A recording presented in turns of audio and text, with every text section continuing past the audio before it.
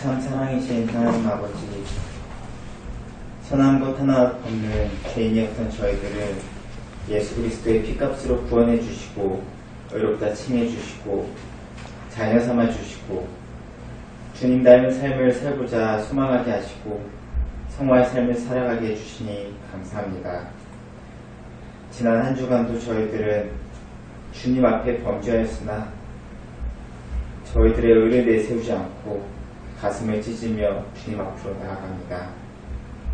저희는 다 양 같아서 근시안적으로 세상을 바라보고 눈앞에 닥친 삶의 고난에 좌절하고 누군가를 원망하며 마음으로 입술로 범죄하였고 돈과 지위와 명예를 조차 바쁜 삶을 내달리며 내가 가진 것에 기뻐하고 또 가지지 못한 것에 조급해하며 살았습니다. 하나님 말씀에 귀를 기울이고 순종하기보다 물질이 있는 곳으로 발걸음이 향했고 사람들의 말에 귀를 기울이고 눈치를 보며 살았습니다.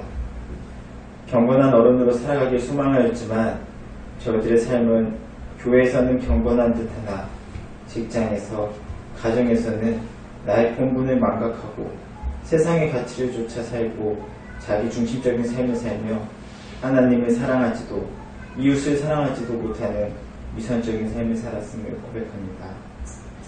경건의 모양은 있으나 경건의 능력은 없는 삶으로 믿는 자나 믿지 않는 자들을 시족하게 하였고 범죄하였을 때 온전한 회개를 드리지 못하고 다른 핑계거리를 찾고 내 안에 조금이라도 내세울 의가 있는지 찾기에 급급하며 참된 회개에도 실패하였음을 고백합니다. 주님, 저희들이 어떠함 때문이 아니라 오직 주님의 은혜로 저희들을 주님의 자녀 삼아 주셨음에 그저 감사하게 하시고 저희들은 자주 넘어지고 실패하나 자녀가 부모에게 안기고 구하듯 그리스도께 나아가게 하시고 주님 말씀에 순종하는 삶을 살게 해주시길 소원합니다. 땅에 발을 디디고 있으나 시선은 늘 하늘나라를 바라보고 소망하게 하시고 하나님 자녀다운 삶을 소망하고 살아갈 수 있는 힘을 주시옵소서. 그 과정에 교만함이 없게 하시고 오직 그리스도만을 바라보며 겸손함으로 살게 하소서. 오늘 오후 시간에도 주님께서 함께해 주셔서 주님의 뜻을 알고 저희의 신앙이 자라나는 기쁨과 은혜가 충만하게 솟아나오며 살아계신 예수님의 이름으로 기도드립니다. 아멘.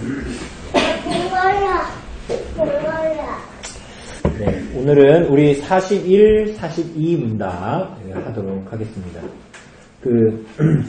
우선 41 문답 한번 읽어보도록 하겠습니다. 41문 제가 문을 하면 한번 답을 해보십시오. 도덕법은 어디에 간략하게 요약되어 있습니까? 네, 우리가 지난주에 율법에 대해서 봤습니다. 그죠? 율법이 좋은 거라고요? 나쁜 거라고요? 그렇죠. 선한 것이고 좋은 것입니다. 하나님께 속한 것이고. 근데 우리가 성경을 자칫 오해할 때 율법과 율법이란 단어를 쓰면서 의미는 율법의 행위인 것을 자꾸 오해해서 성경은 율법의 행위로 의롭다 여김을 받는다라는 것을 거부하는 것입니다. 그죠? 율법을 거부하는 것이 아닙니다. 그래서 우리가 율법이라는 똑같은 단어를 써도 문맥 안에서 판단해야 하죠. 우리가 일상생활에서 말도 그렇고 글을 읽을 때도 동일한 겁니다. 똑같은 단어를 써도 그 문맥 안에서 그게 무엇을 의미하는가를 우리는 알 수 있게 되는 것이죠. 율법도 마찬가지입니다. 성경은 율법의 행위로 의를 얻을 수 없다라고 얘기했습니다. 그죠? 율법의 행위로는 의를 얻을 수 없다. 오히려 율법으로 말미암는 의를 추구하는 율법의 행위로 내가 의롭다 여김을 받을 수 있다라고 생각하는 사람.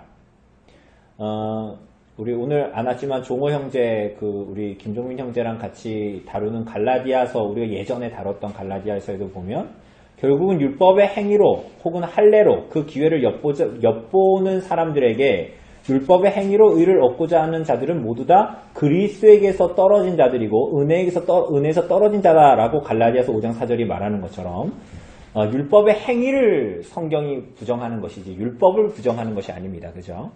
그것을 기억할 필요가 있고, 그리고 율법은 몇 개로 나누어진다고 그랬어요? 세 가지. 그죠? 뭐예요? 도덕법하고 시민법 전에는 뭐가 있어요? 의식법이 있죠. 그래서 이 도덕법은 하나님의 영원한 법이고 포괄적인 법이고 절대적인 법이다 라고 이야기했고 하나님의 영원하신 뜻이다 라고 얘기했고 의식법은 지금도 행한다고요? 안 행한다고요? 행하지 않는다. 그리고 시민법은 지금도 우리가 국가 이스라엘이 아니기 때문에 그것을 하지 않지만 그 정신은 여러분의 삶에 있어야 된다는 얘기예요. 교회의 삶에 있어야 된다는 얘기입니다. 여러분들이 가난한 사람에게 돈을 빌려주고 바득바득 어떻게 해서든지 홀랑 벗겨먹어가지고 빚을 받아내야 되겠다. 이렇게 할 수 없는 거라는 거죠. 그죠? 그리고 우리가 누군가를 도울 때도 긍휼히 여기는 마음을 가지고 해야 되는 것이고 그런 면으로 봤을 때 제가 이번 주에 얘기를 들었는데 이런저런 얘기를 좀 나누다가 어떤 분이 집을 서울에 한 작은 아파트를 가지고 있는데 그게 1억이래요. 근데 가만히 놔뒀는데 안 좋은 데겠죠. 그러니까 1억인데 가만히 놔뒀더니 그게 2억이 됐대요. 2년인가 3년 만에. 그런데 그걸 빼가지고 다른 집을 살 수가 없대요. 왠지 아세요? 다른 집도 다 1억씩 다 올랐거든. 그러니까 여러분 이런 기회를 근데 집을 이거 한 채 가진 사람 얘기고 두 채 이런 세 채 가진 사람들은 이것을 유용해서 무언가를 하겠죠? 근데 이러한 것들이 오늘 자본주의 사회에서는 그게 뭐 어때 내가 가진 걸로 내가 머리를 굴려가지고 내가 지혜롭게 내가 말빨로 내가 하겠다는데 내가 사기만 안 치면 되지 라고 얘기하지만 이 모든 것들이 사실은 잘 생각해보면 이 위기의 때에 돈을 굴려서 돈을 얻겠다라는 것은 누군가를 궁핍하게 만드는 자원은 한정되어져 있으니까요. 자원이 무한정 있지 않잖아요. 한정되어져 있으니까 결국은 그 얘기를 들으니까 이런 생각이 들더라고요. 그래 나는 왜 대충 산다고 하자. 그러면 우리 아이들은 대체 어떻게 살 것인가가 굉장히 무섭게 느껴지더라고요. 무섭게 느껴지고 하여튼 그랬습니다. 어쨌거나 우리들에게 시민법의 의미들은 오늘날도 우리들의 삶에 그 교회적인 삶에 적용이 되어져야 하고 그렇기 때문에 그리스도인과 정치는 따로 떨어진 것이 아닙니다. 그죠? 완벽한 이 정의를 구현해낼 수 없지만 어쨌거나 우리가 차악을 선택하고 무언가를 선택할 때도 우리 동네에 돈을 많이 끌어다 줄 수 있는 국회의원을 뽑는다 이런 게 아니라 그랬잖아요. 가지고 있는 가치와 그 세계관 이런 것들을 우리가 가지고 차악을 선택하는 것이죠. 그죠? 나에게 유익되는 것이 아니라 과연 하나님이 원하시는 정의가 무엇이고 하나님께서 가난한 자와 고아와 과부를 돌보고 이러한 정책을 펼 수 있는 자들이 누군가 이런 것들을 차악을 선택하는 것입니다. 그죠? 우리 이번에 할 때 뭐 기독무승당 뭐 이런 거 있었잖아요. 근데 이제 여러분 오해하시면 안 됩니다. 그런 것들이 기독교의 가치를 대표한다 이런 식으로 생각하지 마십시오. 거의 다 이상한 사람들 되게 많아요. 그러니까 우리나라는 그런 식으로 판단을 할 수는 없고 그런 것들을 잘 보고 어떤 가치를 들고 할 것인가. 시민법도 우리가 그대로 적용할 수 없지만 한국에 그런 가치와 의미를 가지고 적용해야 된다라는 거 우리가 봤습니다. 자, 도덕법은 어디에 간략하게 요약되어 있는가 이렇게 물어봅니다. 그래서 도덕법의 합계, 요점, 개요 이게 어디 나타나냐? 어디에 나타나요? 그렇죠. 십계명입니다. 그러니까 성경에 나온 도덕법을 합한 요점은 바로 십계명입니다. 구약에는 많은 율법이 나오는데 대부분 모세오경에 나옵니다. 그리고 그 이후에 다른 율법들이 나오는 것은 모세오경에 대한 인용일 뿐입니다. 거의 대부분이 그렇습니다. 그리고 어떤 랍비는 뭐 613개의 율법이 도덕법과 시민법과 의식법이 속해져 있는 613개의 법이 있다. 그래가지고 뭐 하지 말라라는 것은 365개가 있고 뭐 하라는 뭐 율법은 200몇 개가 있다. 뭐 이렇게 얘기하기도 하는데요. 어쨌거나 물론 그 랍비의 얘기는 거기에 도덕법, 의식법, 시민법 다 들어가 있는 건데 어쨌거나 우리가 말하는 이 십계명은 의식법이나 시민법이 들어가 있는 건 아니고 도덕법의 요약이다. 도덕법의 요점이다. 이렇게 볼 수가 있습니다. 여러분 그러니까 십계명은 우리들의 삶과 긴밀하게 연관이 있을까요? 없을까요? 도덕법의 요약이니까 당연히 있죠. 여러분 이거 현행법입니다. 우리가 현행법 뭐 이런 얘기 하잖아요. 십계명은 현행법이에요. 구약의 유물이 아닙니다. 구약 이스라엘만 지켰던 십계명이 아닙니다. 현행법으로 우리들에게 여러분에게 저에게 주어져 있는 겁니다. 그래서 이 십계명은 하나님의 영원한 도덕법이 뭔가 하나님의 성품이 뭔가 그리고 신자들에게 그로 말미암아 하나님께서 주시고자 하는 신령한 열매를 그들을 통해서 맺게 하시는 것이죠. 그러므로 여러분의 그리스도인들의 삶의 목적이 뭐가 돼야 할까요? 우리가 오늘 오전에 지난번보다 길어서 죄송합니다. 아이들 설교가. 근데 오늘 유일한 우리들의 소망이 그리스도신데 이 그리스도인들의 이 만약에 그 사람이 아까 그 한쪽 강도가 예수님을 고백한 사람이 십자가에서 달려 죽지 않고 그 골고다에서 내려왔다. 설교 때 얘기한 것처럼. 그래서 다시 제2의 인생을 살 수 있게 됐다. 그럼 이 사람은 어떻게 하나님의 뜻을 따라서 살았을까요?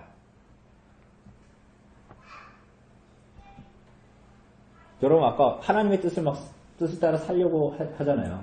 어떤 게 하나님의 뜻입니까? 네? 네, 뭐라고요, 선생님? 말씀대로 사는 게 어떤 거예요? 네, 십계명을 살아가는 거예요. 십계명을 적용하는 거예요. 여러분의 삶의 목표는 돈을 많이 버는 것이 아닙니다. 돈을 많이 벌어봤자 하나님께 와서 하나님 내가 2억을 벌어왔습니다. 이런 걸로 하나님께 자랑할 게 아니잖아요. 여러분의 삶의 목적이 뭡니까? 여러분의 가정에서 매일마다 아내와 남편과 살면서 삶을 추구해야 될 그 목적이 뭐예요? 올해는 1억 짓기? 뭐 이런 겁니까? 올해는 집을 증축하기? 이런 겁니까? 뭐예요? 하나님의 십계명에 맞추어 적용하며 살아가는 겁니다. 여러분 이게 여러분의 삶의 목적입니다. 삶의 목표입니다. 하나님을 영화롭게 하는 도구입니다. 그러니까 하나님을 사랑하고 하나님의 뜻대로 살아간다는 것을 우리 뒤에 두루뭉실하게 얘기하잖아요. 하나님의 뜻을 따라 산다는 게 대체 뭡니까? 여러분 하나님의 감춰진 뜻을 모르잖아요. 누구도. 내일 무슨 일이 벌어질지 어떻게 합니까? 그럼 여러분 하나님의 뜻을 따라 산다는 것이 성경 열심히 읽는 겁니까?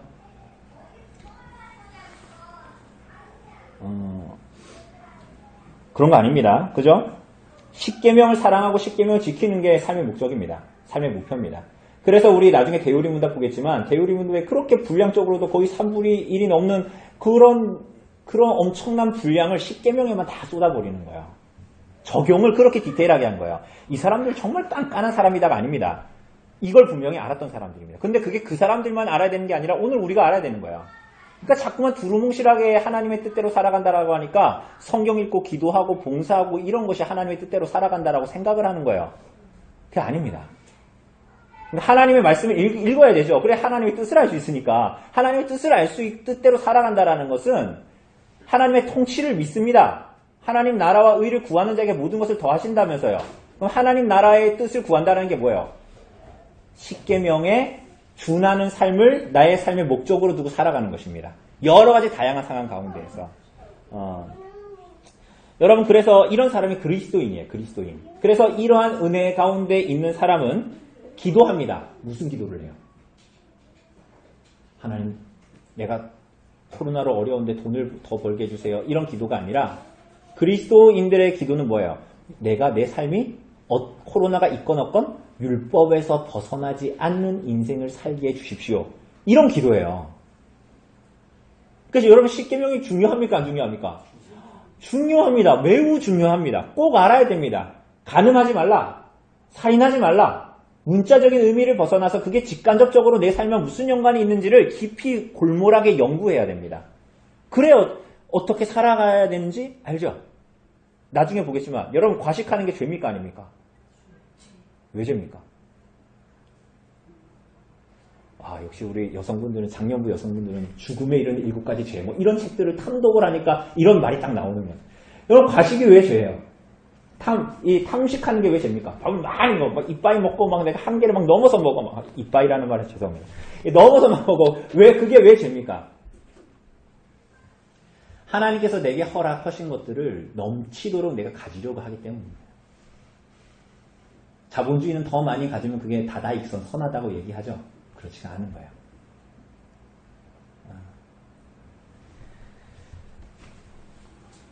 여러분 그리고 율법에서 벗어나지 않으려고 하나님께 간구하는 거. 그러한 것이 그리스도인의 삶의 특징입니다. 그래서 은혜는 결코 죄 짓는 것을 핑계하지 않습니다. 회개하지 핑계하려고 하지 않죠. 여러분 그래서 여러분 우리들의 삶을 잘 들어봐야 됩니다. 들여다보아야 합니다. 여러분 그리스도를 믿고 여러분들이 은혜 받았다라고 흔히 얘기하죠. 그런데 여러분들이 은혜를 받았다고 하면서 십계명을 별로 좋아하지 않거나 십계명을 잘 드러낸 대요리문답을 좀 공부하고 싶은 마음이 들지 않거나 대요리문답의 십계명을 길게 서술한 게 너무 지겨워 막 그렇거나 묵상하려고 하지 않거나 적용하려고 하지 않거나 신경 쓰지 않는다면 여러분들은 분명합니다. 은혜를 받지 않았거나 그 은혜가 참되지 않거나 하나님께서 거듭남을 통해 주신 은혜를 안 받은 겁니다. 이게 되게 분명한 겁니다. 하나님께서 주신 은혜 자체가 결국은 뭘 위한 거냐? 교회 생활 열심히 하게 하려고? 가 아니라 은혜를 주신 것 자체가 계명에 순종하기 위해서 우리들에게 선물로 주신 것입니다. 왜냐하면 그렇지 않으면 우리는 계명에 대한 순종을 시작조차 할 수 없기 때문이죠. 여러분 은혜가 하나 그리스도로 말미암아 은혜가 없는 사람이 계명에 순종하려고 하겠습니까? 시작조차 안 하잖아요. 그러니까 그리스도로 말미암아 은혜를 주신 이유는 계명에 순종하도록 하나님의 계명을 사랑하도록 부르신 겁니다. 선물로 주신 거예요. 여러분 어딥니까? 마태복음 7장에 보면 우리가 주로 외우는 거 있잖아요. 딴 사람 정죄할 때 주로 쓰는 거. 나더러 주여 주여 하는 자마다 꼭 자기는 적용을 안 하죠. 나더러 주여 주여 하는 자마다 천국에 들어갈 것이 아니라 그리고 꼭 딴 사람 욕하고 저 예수 믿는 사람이 저래가지고 예수님도 나더러 주여 주여 하는 사람마다 천국에 들어갈 게 아니라고 했는데 저 사람 저러는 것 봐라 하면서 꼭 자기가 아니라 남한테 할 때 마태복음 7장 말씀을 하는데 여기서 나더러 주여 주여 하는 자마다 천국에 들어갈 것이 아니라 아버지의 뜻대로 행하는 자라에 들어가리라 이렇게 말씀하셨잖아요. 근데 여기서 아버지의 뜻이 뭡니까? 아버지의 뜻이 뭐예요? 아버지 뜻대로 행해야 천국에 들어간다면서요. 아버지 뜻대로 행하는 아버지의 뜻이 뭡니까? 도덕법, 율법, 십계명입니다. 아버지의 뜻대로 행해야 된다? 명시적으로 행해야 된다라고 얘기하니까 이걸 행해야지 그러면 이거는 그러면 율법에 의한 행위구원을 말하는 겁니까? 아니죠. 아까 그랬잖아요. 율법에 순종의 시작은 반드시 그리스도로 말미암아 은혜를 받아야 시작하는 거니까 예수님께서 하신 말씀을 잘 이해하셔야 됩니다. 그죠? 그 본의가 무엇인지. 그러니까 은혜를 받은 사람은 하나님의 뜻에 순종하면서 살려고 한다는 거예요. 자, 그 십계명이 중요해 안 중요해요? 여러분 그냥 예배 때 그냥 의례적으로 읽는 것이 아닙니다. 그리고 읽어서 끝나는 것도 아닙니다. 자, 그러면 십계명의 42문답 봅시다. 그럼 십계명의 핵심은 무엇입니까? 십계명의 핵심은 우리의 마음을 다하고 생명을 다하고 힘을 다하고 뜻을 다하여 우리 주 하나님을 사랑하고 우리의 이웃을 절실하게 사랑하는 것입니다. 네, 도덕법의 요약 개요가 십계명이고 십계명을 한 번 더 요약하면 사랑이에요. 그죠? 이해되십니까? 도덕법을 요약하면 개요가 십계명이고 십계명을 요약하면 뭐라고요? 사랑이에요. 그런데 그 사랑은 뭐예요? 마태복음 오늘 우리가 그 십계명 봉독 대신 요걸 했잖아요. 마태복음 22장에 나온 뭐예요? 마음과 목숨과 뜻과 힘을 다해서 누구를 사랑하고? 에? 하나님을 사랑하고 그리고 그게 첫째 되는 계명이고 그리고 내 이웃을 누구처럼? 내 형제를 자신처럼 사랑하는 것이다. 이 두 가지의 계명으로 주셨습니다. 그죠? 그러니까 우리는 이제부터 예수님이 딱 두 가지를 요약해 주셨잖아요. 명료하게. 그러니까 여러분 우리는 구약에 나오는 의식법, 시민법, 도덕법 이런 구약의 율법들을 볼 때 거기서 다 뭘 찾을 수 있어요, 이제. 이게 정말 많은 얘기지만 여기서 핵심은 두 가지구나. 뭘 찾을 수 있어요? 하나님을 사랑하는 것과 이웃을 사랑하는 613가지의 율법이다 이렇게 얘기를 해도 그 내용들은 우리가 이제 이건 뭔지 모르겠다가 아니라 판가름 해볼 수 있어요. 해석할 수 있어요. 뭐로? 하나님을 사랑하는 것과 이웃을 사랑하는 것입니다. 여러분 그래서 이 모든 율법들은 율법의 기조는 딱딱하다, 가혹하다, 철로역정에 나오는 율법산처럼 가혹하다 그런 게 아니라 사랑에서 나오는 따스함, 참된 자유 이런 것들을 가지고 있는 것이 이 율법의 기조입니다. 그게 매우 중요합니다. 모든 율법의 정신이라는 거예요.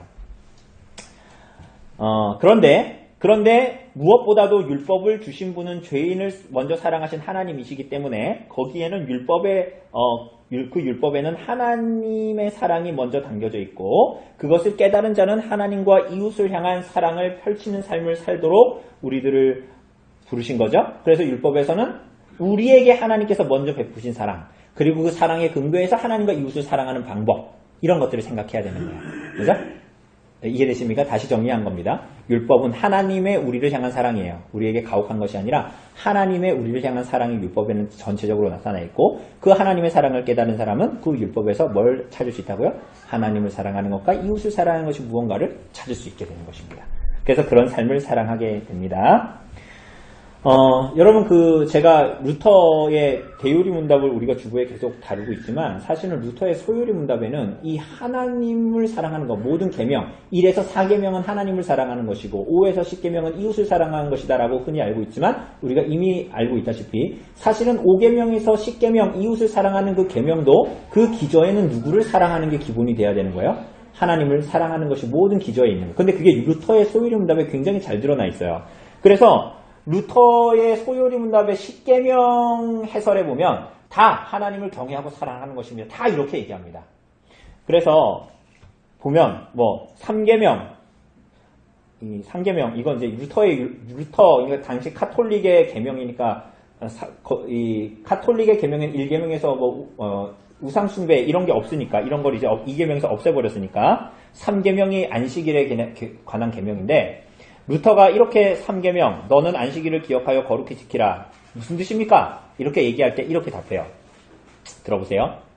우리는 설교와 하나님의 말씀을 경멸하지 않고 거룩히 받아들이며 즐거이 듣고 배우면서 하나님을 경외하고 사랑해야 한다는 것입니다. 하나님을 경외하고 사랑해야 한다는 것입니다. 이렇게 나옵니다. 당연히 우리는 생각하죠. 이래서 4계명은 당연히 그러니까. 그런데 그 이후의 계명 내 부모를 공경하라. 이건 뭔 뜻입니까? 이럴 때 이렇게 얘기합니다. 우리가 부모를 경멸하거나 노하게 해서는 안 되며 그들을 경외하고 섬기며 순종하고 사랑하며 존경심을 가지고 하나님을 경외하듯 사랑해야 합니다.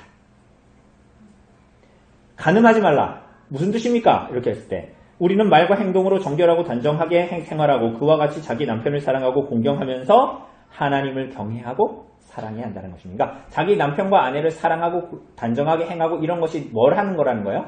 하나님을 경외하고 사랑하는 방법이다. 이렇게 얘기합니다. 5계명에서 10계명 모든 것이 이웃을 사랑하는 모든 계명의 기전은 다 이것을 가지고 있다라는 거야. 마지막으로 너는 내 이웃에 대하여 거짓 증거하지 마라. 이 계명에 대해서 뭔 뜻입니까? 이렇게 물어보니까 우리가 우리의 이웃을 거짓으로 속이지 아니하며 배반하지 아니하며 비방하지 아니하며 악평을 만들지 아니하고 그에게 사과하며 그에 대하여 좋은 것을 말하고 모든 것을 최상으로 되도록 하면서 하나님을 경외하고 사랑해야 한다는 것입니다. 그러니까 그렇게 사는 이유는 하나님을 경외하고 사랑하기 때문에 그렇게 해야 되고 그런 방식으로 하나님을 사랑하도록 우리를 불렀다. 이런 말을 계속 하는 것입니다. 그러니까 계명에 순종하여 교회 생활이든 가정 생활이든 직장 생활이든 사람의 관계에서 이 계명에 의하여 계명에 계속 비추어서 다양한 상황에서 어떻게 판단해야 되지? 어떻게 해야 되지? 라는 것들을 할 때 하나님을 경외하고 사랑하는 그 기준을 두고 모든 것들을 행해야 된다. 이렇게 얘기합니다.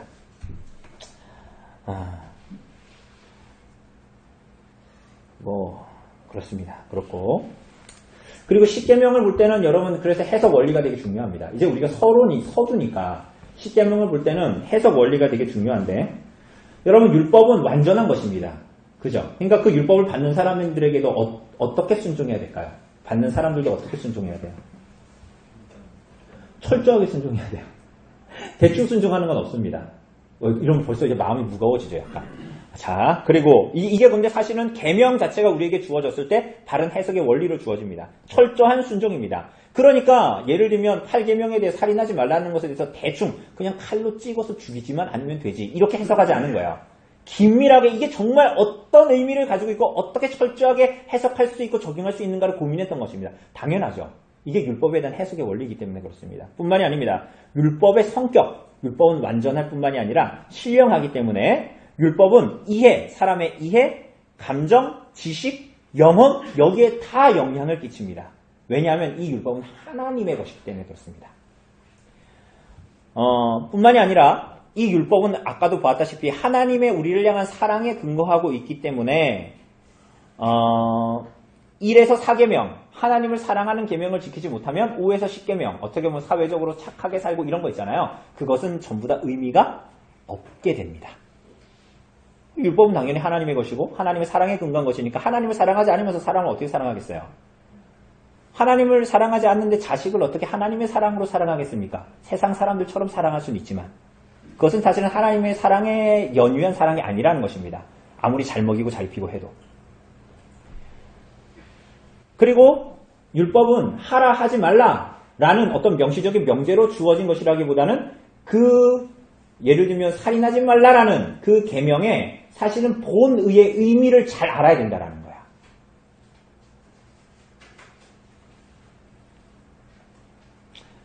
그리고 계명들은 서로 연결되어 있기도 합니다. 예를 들면 이런 겁니다. 제가 뭐 기현 형제가 안경을 놓고 세수하러 갔다 왔는데 제가 기현 형제의 안경을 주머니에 넣습니다. 그런데 기현 형제 저한테 목사님 제 안경 보셨어요? 그럼 제가 못 봤어요. 이렇게 얘기하면 그건 뭐예요? 거짓말 한 거예요? 참말 한 거예요? 거짓말을 한 거죠. 근데 거짓말을 한 거지만 동시에 뭘 한 겁니까? 거짓말을 함으로 이 사람의 것을 훔쳤고, 그리고 이 사람이 목사님 여기 목사님밖에 없었는데요. 그러니까 이 사람 기현이 생사람 잡네. 지금 왜 이렇게 피곤한가? 왜 이렇게 거짓말을 왜 이상한 말을 해? 우리 성도님들, 우리 집사님, 이 형제가 자꾸 내가 가져갔다고 얘기해요. 막 이렇게 얘기합시다. 그럼 뭐예요? 그 사람을 또 살인한 겁니다. 왜? 이 사람의 명예를 실추시킨 거잖아요.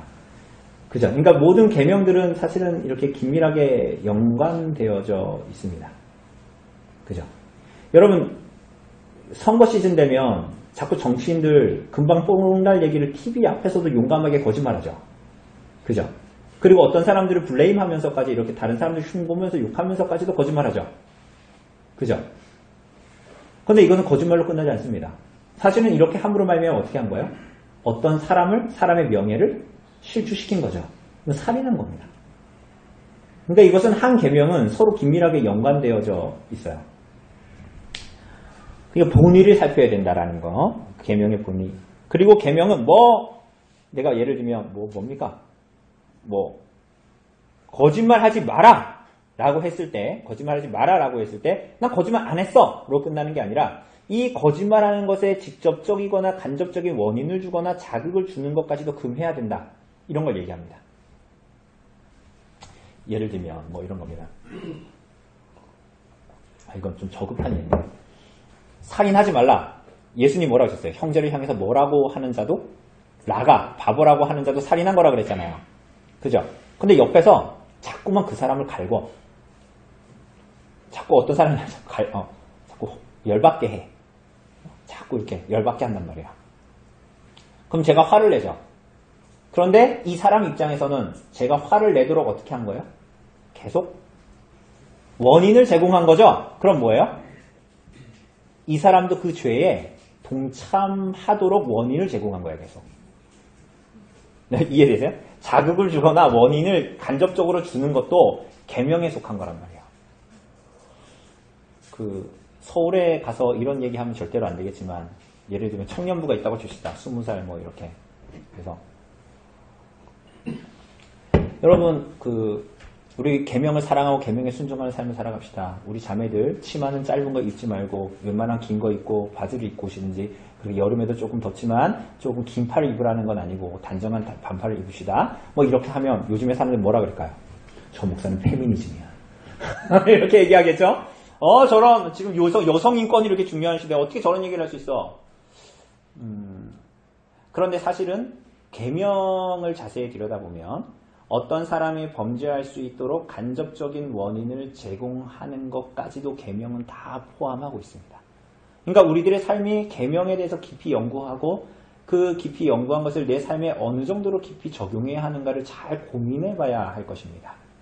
그죠? 제가 신방가면 자꾸 이런 얘기하죠. 토요일 날에 우리 지금 기현 형제가 어제 당직 쓰고 이래가지고 아침도 실수하고 너무 피곤해가지고 막 지금은 안 그런데 제가 그래서 계속 잠 깨라고 말하고 있는 거예요. 어쨌거나 이런 상황 빼고 이런 거 어쩔 수 없는 상황인데 토요일 날 요즘에 불토 이래가지고 막 밤에 주일날 전날에 막 밤을 새다가 막 교회 오고 이러면 돼요, 안 돼요? 왜 안 돼요? 목사님 그런 고리타분한 그 꼰대 같은 얘기 좀 하지 마세요. 주일 예배만 잘 오면 되지. 이렇게 생각할 수 있지만 계명, 그가 그리스도인이라면 계명에 순종하는 삶을 산다면 교회 생활을 잘하기 위해서가 아니라 계명에 순종하기 위해서 그렇게 자기 일상을 다루는 것입니다. 그죠? 그러니까 이거 계명은 매우 중요할 뿐만이 아니라 이것을 적용하는 데도 굉장히 긴밀한 주의와 지혜가 필요한 것입니다. 심지어 아까도 얘기했다시피 과한 것은 다른 이의 것을 도둑질하는 것입니다. 과한 것, 과하게 하는 것, 남의 것을 도둑질하는 것입니다. 자본주의 사회에서는 이런 말이 될까요, 안 될까요? 과하게 많이 갔는데 뭔 상관이야, 내가 도둑질해서 번 것도 아닌데, 그렇게 생각할 거 아니에요. 그러나 과한 것은 도둑질한 죄가 됩니다. 그래서 우리에게 있는 것으로, 그래서 그리스도인들이 우리 영화 같은 데도 막 청교도들 보면 되게 검소하잖아요. 그죠? 원래 그 아버지가 꾸두세라서 그런 게 아니고요. 집안 가풍이 그런 게 아니라 우리는 자꾸만 오해해요. 청교도들의 삶을 잘 알지도 못하면서 자꾸 오해해. 너무 잘 모르는 사람이 원래 말이 많고 저처럼 잘 모르는 사람이 겉밖에 모르는 사람이 뭘 자꾸 까잖아요. 근데 사실은 그 사람들은 계명에 순종하는 삶을 살려고 했기 때문에 검소한 삶을 살려고 했던 거예요. 꾸두세라 그런 게 아니라. 근데 이거를 내가 저축한 거를 막 모아가지고 나중에 한 방에 쫙 터트려야지 이런 게 아니라 그들의 삶에 계속적으로 구제를 행하려고 했던 거예요. 그러니까 검소하다고 해서 우리나라 가끔 검소한 사람들 막 그 사람들 그런 사람들 몰랐는데 거지처럼 하고 다니는데 죽고 나서 집을 딱 열어봤더니 돈이 엄청 많이 나온다 뭐 이런 얘기 가끔 뉴스에 나오잖아요. 그러려고 했던 사람들이 아니라 그것을 가지고 어떻게 구제하고 어떻게 하나님 말씀에 순종하여서 이걸 계속 뿌리려고 내놓으려고 했는지 했던 사람이에요. 왜? 계명이 뭔지 우리보다 훨씬 경건했던 하나님의 계명에 대한 이해가 풍성했던 거죠. 자, 그렇습니다. 자, 그래서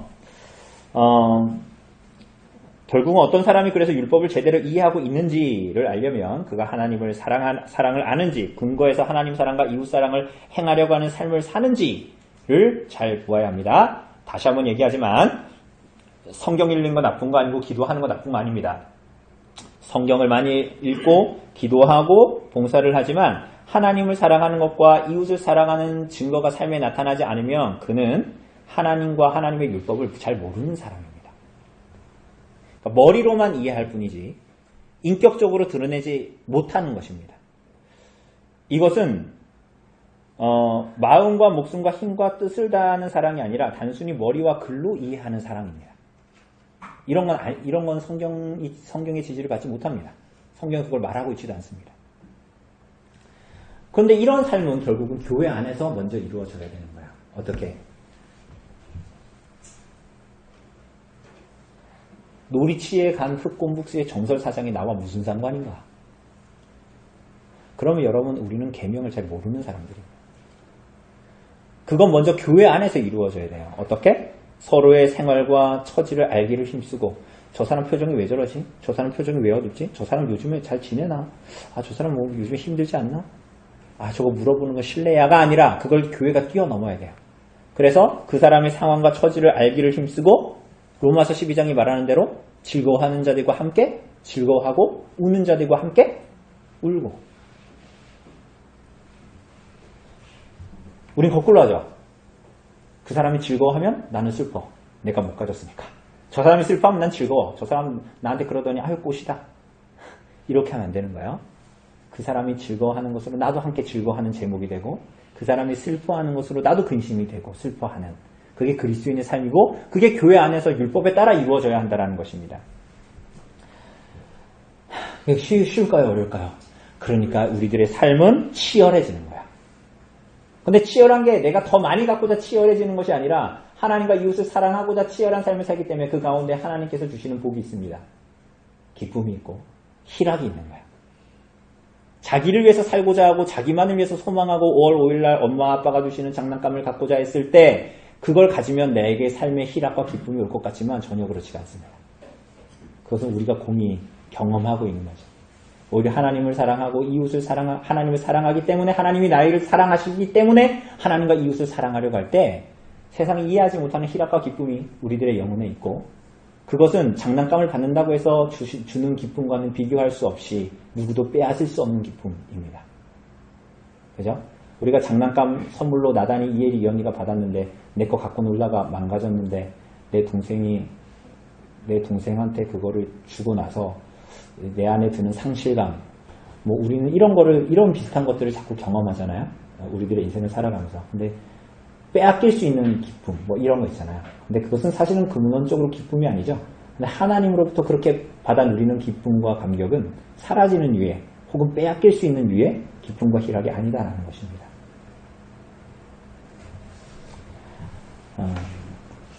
여러분 여러분 그렇게 계명에 따라서 이제부터 살려고 하십시다. 근데 하면 돼요? 그렇게 살려고 할 때마다 뭐가 드러납니까? 뭐가 드러날까요? 그렇게 살려고 할 때마다 여러분 삶에서 뭐가 드러날까요? 여러분의 마음에 무슨 마음이 들까요? 내가 되게 경건한 줄 알았는데 난 되게 죄인이구나. 나의 연약함이 적나라하게 드러나겠죠. 그죠? 그러면은 뭐를 고백하게 돼요? 여러분 안에. 나는 성경이 말하는데 전적으로 부패한 자구나. 라고 한탄하게 되죠. 그렇죠. 야, 나도 별 수 없는 인간이구나. 라는 것을 깨달으면 무슨 생각이 들어요? 이런 나를 하나님이 왜 사랑하시지? 라는 생각이 들면 하나님이 오늘 나를 향해서 어떻게 참으시고 오래 참으시고 예전에도 오래 참으셨고 오늘도 못난 나를 보고 오래 참으시고 계시고 그 사랑을 포기하지 않으신다 라는 것을 깨닫게 되면 여러분의 삶을 통해서 그럼 여러분의 삶을 어떻게 살게 될까요? 내가 전적으로 부패했는데 하나님께서 나를 끊임없이 사랑해 주신다는 걸 알게 되면 역설적이게도 더 하나님을 사랑하고 이웃을 사랑하는 삶을 살려고 합니다. 그죠? 율법의 아주 간단한 도식, 하나님이 나를 사랑하기 때문에 하나님과 이웃을 사랑하게 되는 것은 우리들의 삶의 이러한 단계로 나타나는 거예요.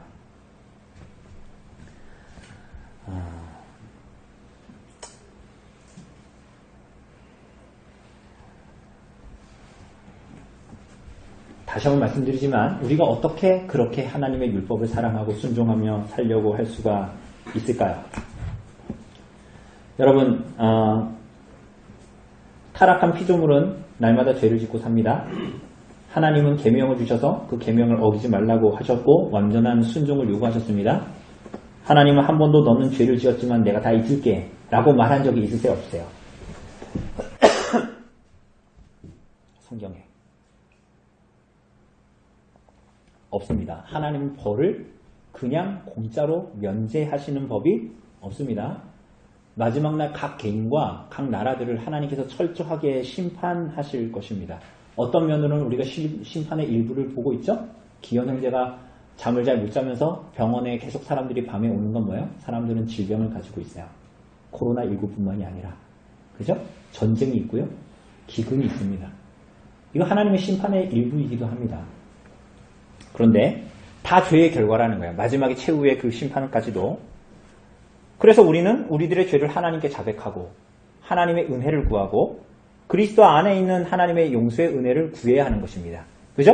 왜? 죄는 모두 다 내가 모두 다 용서해 줄게 이렇게 되는 문제가 아니기 때문에 죄는 반드시 하나님께서 벌하실 것이기 때문에 그런데 하나님께서 그리스도 오늘 우리가 오전에 본 대로 그리스도를 이 땅에 보내셔서 율법에 온전히 순종하게 하셨고 하나님의 모든 요구를 만족시키셨고 그래서 구원을 위해서 그리스도를 믿고 바라보는 모든 자에게 완전한 의를 허락하셨습니다. 오늘 본 대로 십자가의 한편 강도에게처럼. 그래서 믿음으로 이 의를 붙들면 내가 너와 함께 어디에 있으리라? 낙원에 있으리라? 하나님의 자녀로 받아주십니다. 그래서 그때에야 한편 강도처럼 행악자와 다를 바 없는 여러분 그리고 저와 같은 사람을 모든 율법의 저주로부터 심판의 결과로부터 그것들을 없애주시고 그리스도 안에서 영광스러운 자유와 기쁨을 누리게 됩니다. 그리고 그때 우리는 율법을 그 지점에 왔을 때에야 우리는 어떻게 돼요? 율법을 정말로 사랑하게 됩니다. 하나님과 이웃을 사랑하는 것을 사랑하게 돼요. 그 율법을. 지겨운 게 아니라. 그리고 우리 가운데 계신 누구요? 또 다른 보혜사. 성령으로 하나님께서 하나님의 계명에서 여러분에게 요구하시는 것을 즐거이 행하고자 하는 마음들이 한편 행악자에게 없었던 마음이 드러나고 나타나게 됩니다. 여러분 죄인이 구원을 받을 때 언제나 이런 일이 분명히 나타납니다. 반드시 나타납니다. 구원을 받고 그리스도를 알고 하나님을 알고 하나님의 계명에 순종하여 살지 않는다? 그렇지 않습니다. 그런 그리스도인은 없습니다.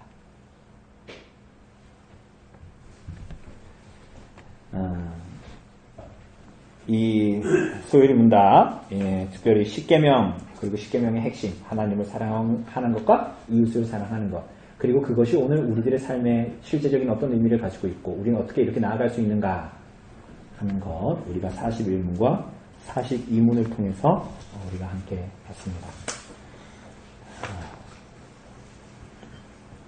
눈이 흐려지지 않도록 하십시오. 그죠? 오늘 우리가 여기 그림에서도 봤잖아요.